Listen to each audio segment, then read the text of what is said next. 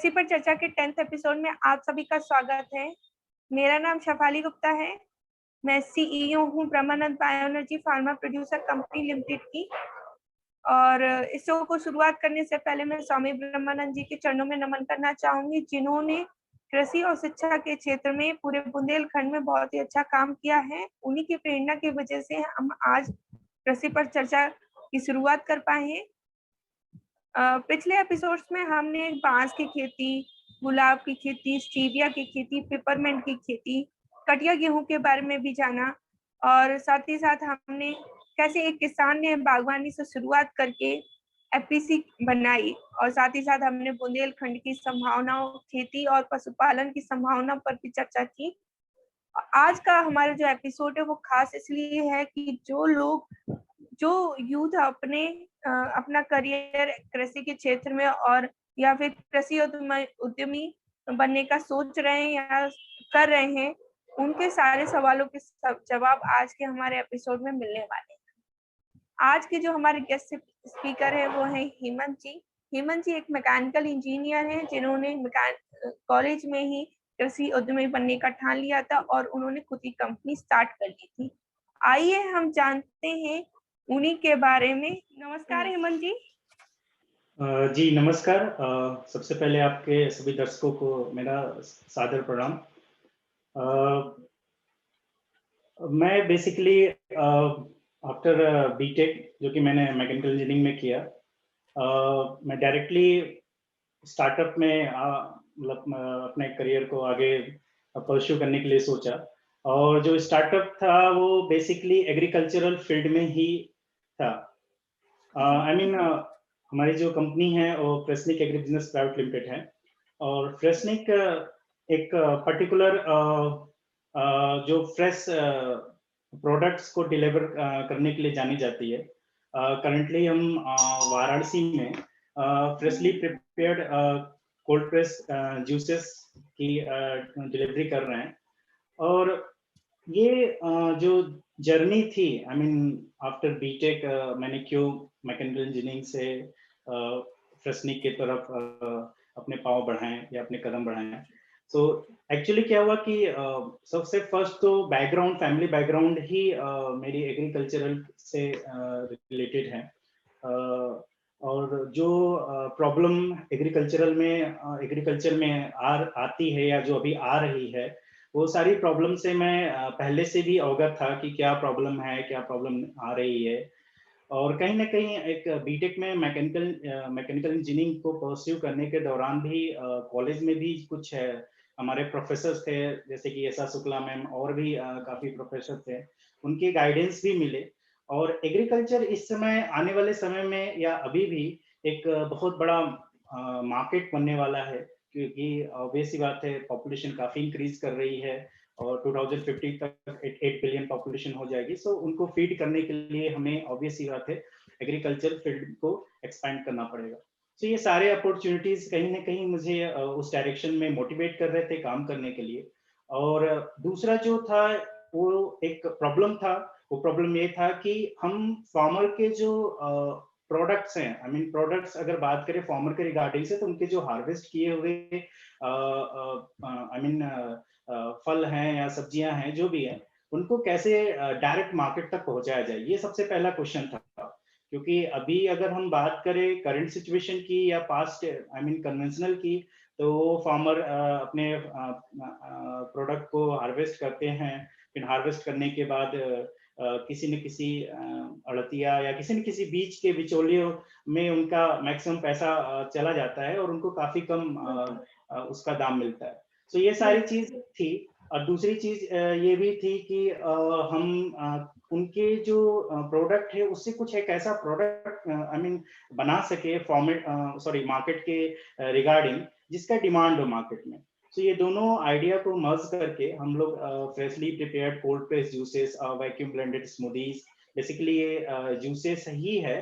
But again ये juices market में available juices से कई गुना ज्यादा बेहतर है, either in respect of nutrition और एंजाइम इंटैक्शन। सो उससे उसकी जो हेल्थ बेनिफिट है वो काफी बेहतर है। सो इस पे हमने काम करके हमने ये अपना वेंचर स्टार्ट किया।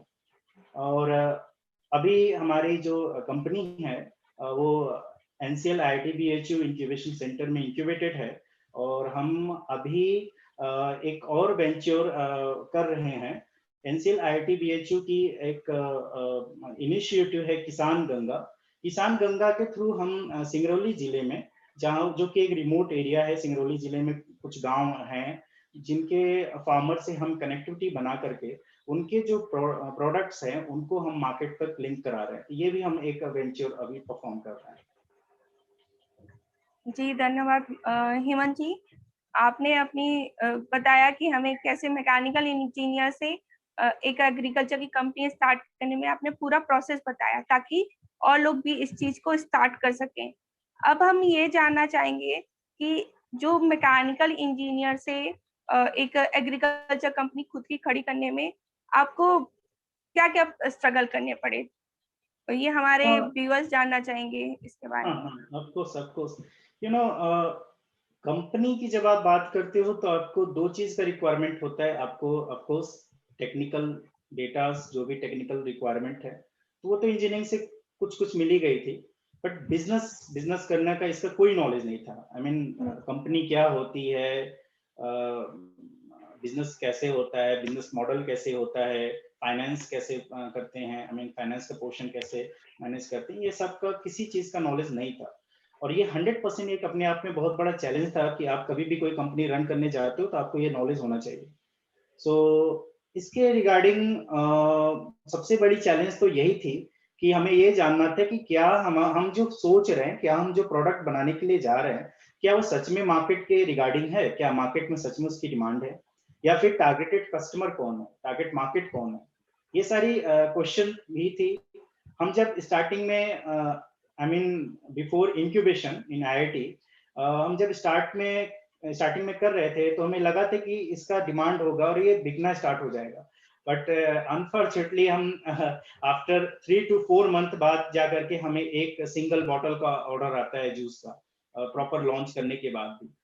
तो कहीं ना कहीं हमारे आई मीन काफी जो रहते हैं कि सोच रहते हैं कि नहीं ऐसे करेंगे तो ये प्रोसेस ये यहाँ से डिमांड आ जाएगा, ये हो जाएगा, बट नहीं है। वो आपको एक बार आई मीन ग्राउंड पे जाओगे तो उसकी जो सच्चाई होती है पता चलती है।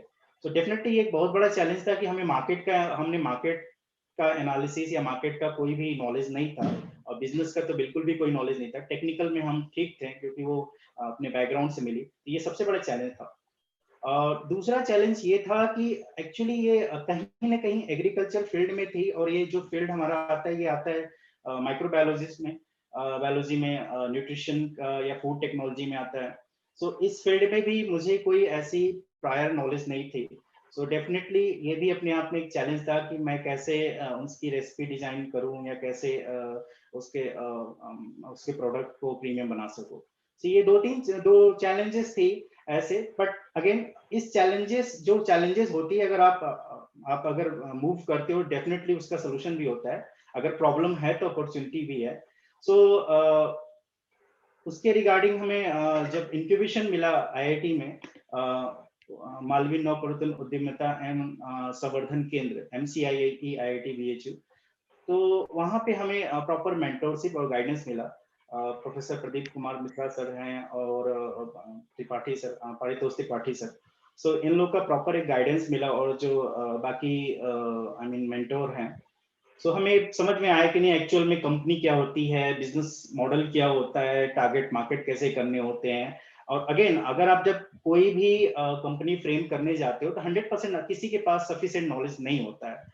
सो आप उसके रिगार्डिंग आप अपने को फाउंडर को चूज करिए जिसके पास वो नॉलेज हो। सो मैंने अपने को फाउंडर चूज किए जो MSc इन केमिस्ट्री और जो मतलब जिनके फील्ड थे। सो ऐसे करके हेल्प मिले, और देन आफ्टर हम इस वेंचर को आगे परफॉर्म कर पाए। आपने अपने जो भी विचार हमारे साथ शेयर किए, स्ट्रगल ही बताया, तो अब हम ये जानना चाहेंगे हेमंत जी, जैसे किसान लोग होते हैं तो वो क्या अपना खुद का जो भी प्रोडक्ट होता है या खुद का जो भी उत्पाद होता है तो वो क्या खुद अपना प्रोसेसिंग करके आगे नहीं बढ़ सकते? मतलब सिर्फ दूसरों के ऊपर डिपेंडेंट होने से ज्यादा बेटर है कि वो खुद का वेंचर स्टार्ट कर दे। तो क्या क्या कर सकते हैं वो इस चीज को लेकर?